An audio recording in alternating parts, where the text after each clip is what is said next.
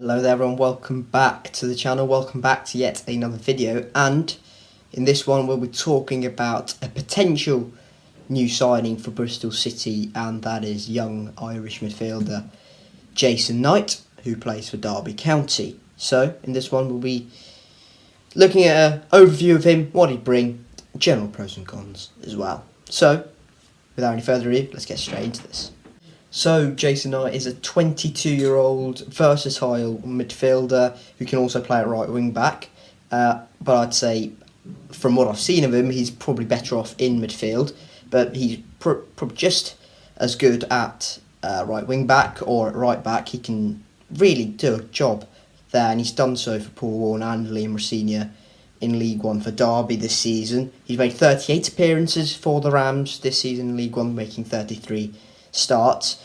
Hasn't really contributed many goals. Goal contributions are a bit lacking in this game, and that's quite an evident thing, and that's quite an apparent thing which needs to be worked on. And to be honest, I think we can work on that if he's given the right approach, and Pearson's probably the right coach for that too.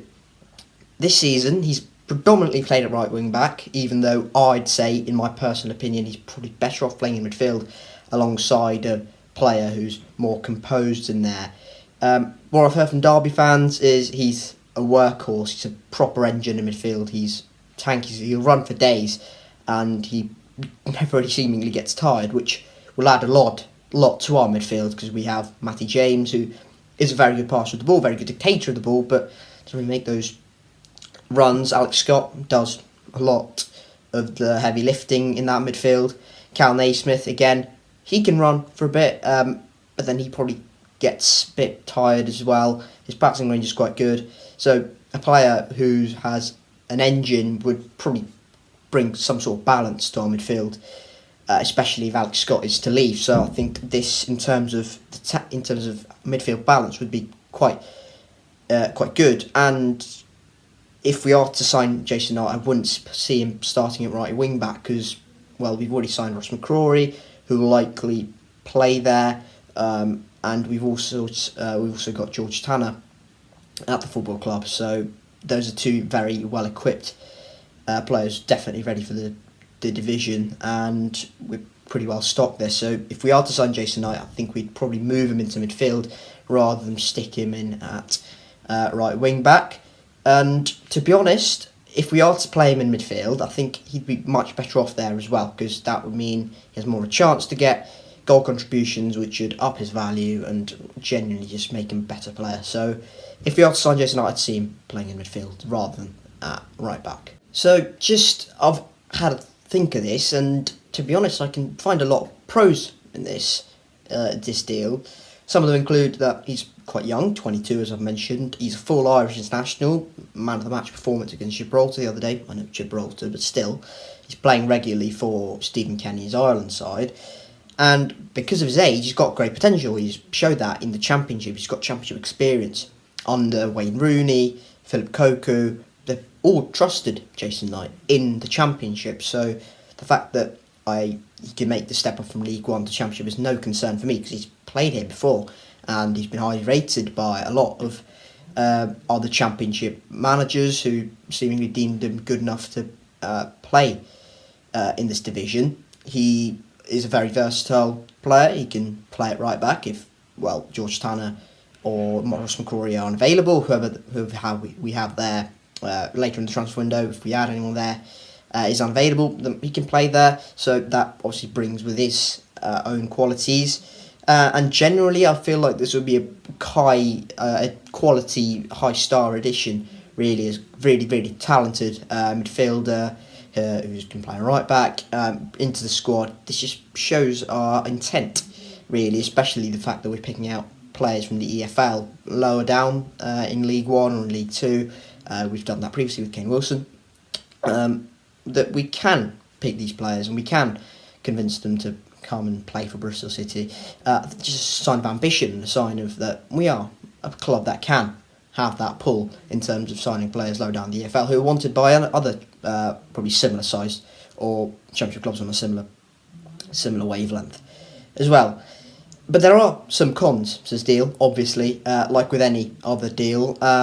Derby are at the moment vying and sticking to their ground for a high price. John Percy has come out and said that Derby have rejected a second bid from Bristol City, close to 1.5 million. Deal is apparently getting closer, according to the West Midlands Reporter. But according to Bristol City Live, the deal may not completely go through because City would deem this to be a rather expensive one as well.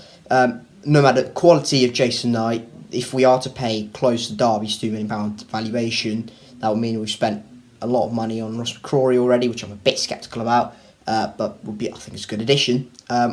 But if we are to spend another £2 million on a player straight away, with potential add-ons as well, that would be a large chunk of our budget already gone. And would I rather we spent more money on improving areas or adding numbers to areas where we need it desperately, rather than spend on £2 million on one player again? I think I'd rather go with the latter.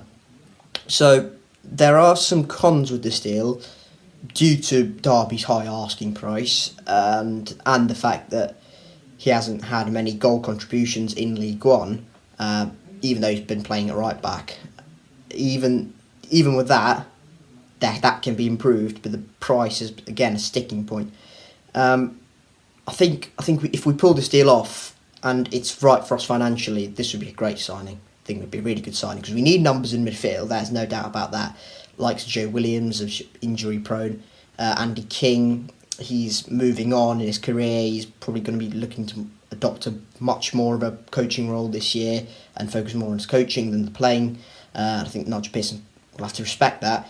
Matty James we have. Alex Scott's likely going to leave. Well, we have Cal Naismith. Well, where's he going to play? Is he going to play at centre midfield or is he going to play at centre back?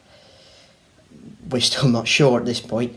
So we have midfielders, but they all had their own cons and pros as well. Mainly cons. So we need more additions and we need more numbers in midfield, that's for sure. And Jason Knight, if we can pull it off and it's right for us financially, would be a really good start to this midfield summer recruitment. So that's it. Thank you guys very much for watching. That was my analysis on Bristol City's potential new incoming Jason Knight, who's been linked heavily over the past few days. Let me know your thoughts in the comment section below. Would he be a good signing for Bristol City? What would he add to the squad? And Derby fans, please make sure to leave your insight down below as well. Thank you guys very much for watching. Keep safe and I'll catch you all later. Cheers.